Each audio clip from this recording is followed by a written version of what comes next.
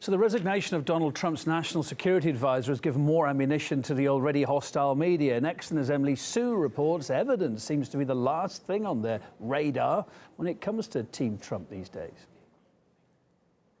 Russia, Russia, Russia. No matter how vague, no matter how empty, as long as you put this magic word next to Trump, it's gold, at least for some U.S. mainstream media. This sensational headline was published by the New York Times on Wednesday. Citing unnamed officials, the authors admit they have no idea what was actually said in these supposed phone calls between Trump aides and Russian intelligence officials. They also got no evidence to prove any colluding between Trump and Russia. But hey, don't know, don't care. Trump's there, Russia's there, boom, damage done. Within an hour, CNN cited their own anonymous sources claiming the same thing. High-level advisors close to then-presidential nominee Donald Trump were in constant communication during the campaign with Russians known to U.S. intelligence. This is according to multiple current and former intelligence, law enforcement, and administration officials. If you're not sure, that's fine, as long as you throw in the words allegedly or reportedly. It's all good. But it wasn't these Trump campaign aides that took the biggest hit. National Security Advisor Michael Flynn gave up his job because of his ties with Russia.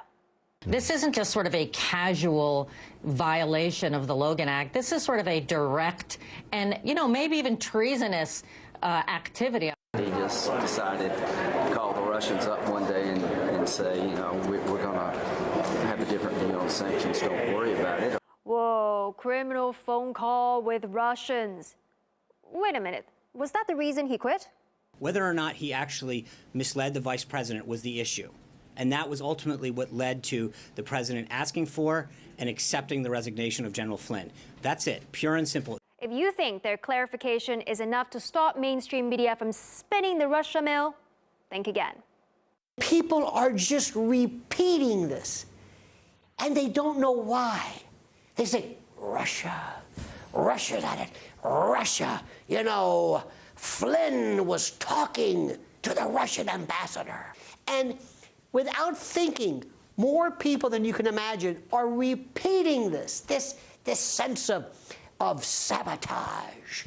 Russians lurking about. You could say the Russians. You could have said the Italians or the Vatican. It could have been anything else.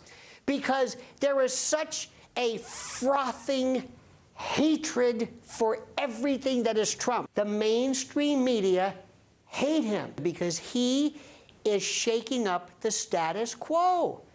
He wants to change everything. Do you know what happens if all of a sudden somebody were to remove Russophobia? What this does to the defense industry? If you remove a potential boogeyman, if you were to change the climate of fear, what this means?